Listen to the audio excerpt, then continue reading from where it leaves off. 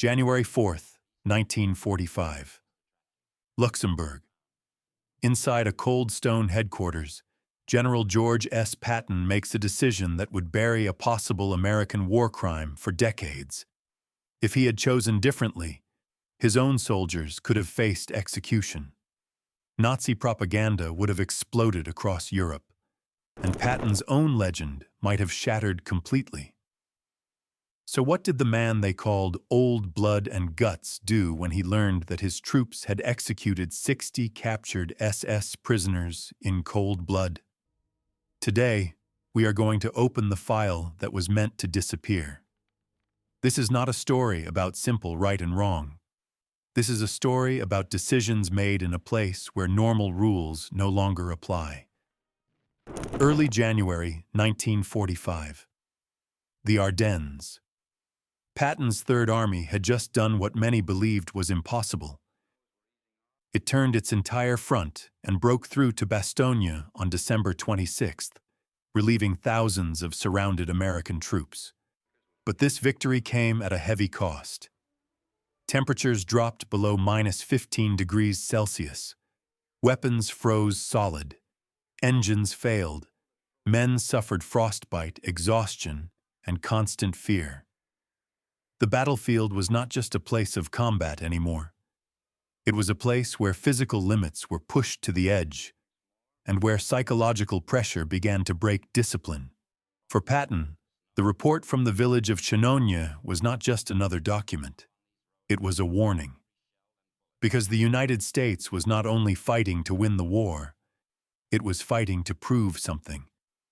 To prove that it was different, that it followed rules, that it represented order in a world collapsing into chaos. And now, those principles were under threat from inside his own army.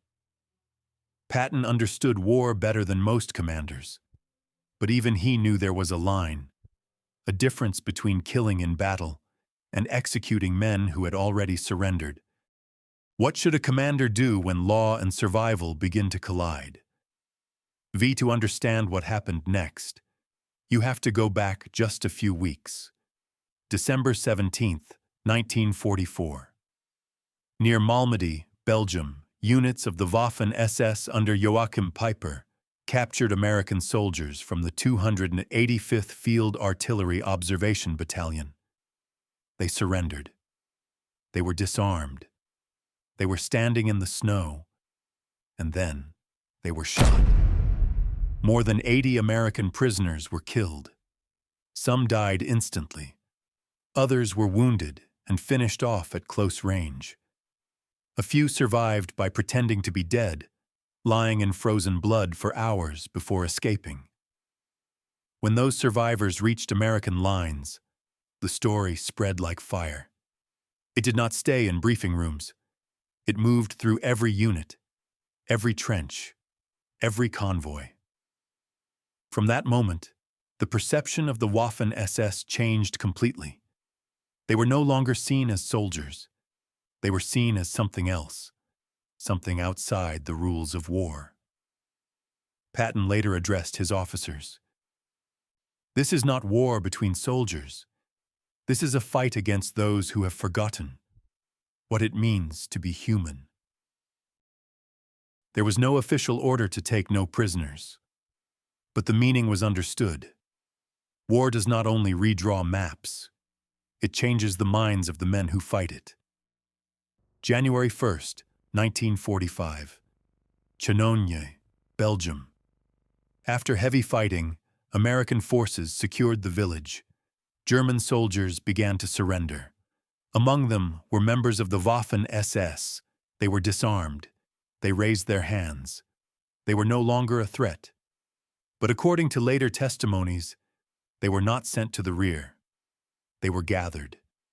And then they were shot. Estimates range from 50 to 60 men. The killing did not take long. Within minutes, the snow was covered with bodies. When investigators arrived days later, they found evidence that suggested something very clear.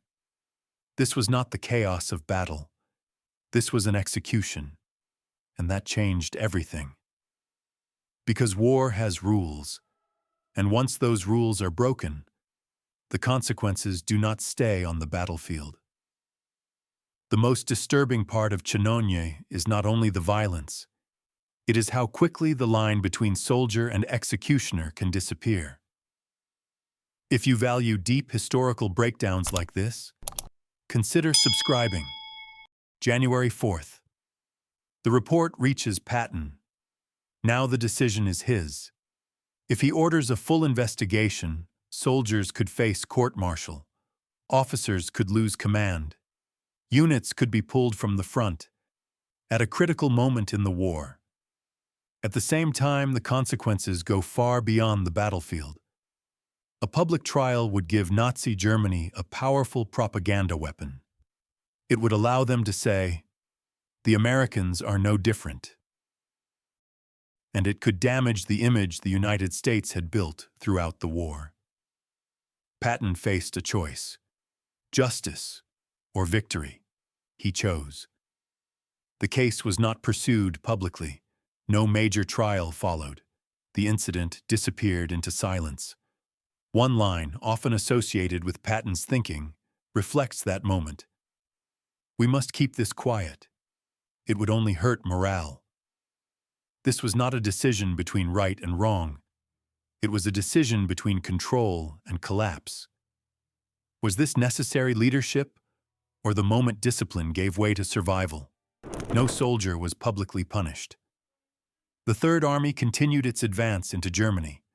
Operational success was preserved. But something else was left behind. A question, a doubt, a moral weight that history never fully resolved. General Omar Bradley later reflected, "War is a dirty business. Sometimes you win it by becoming just as dirty as your enemy." Chenogne is not just a battlefield incident.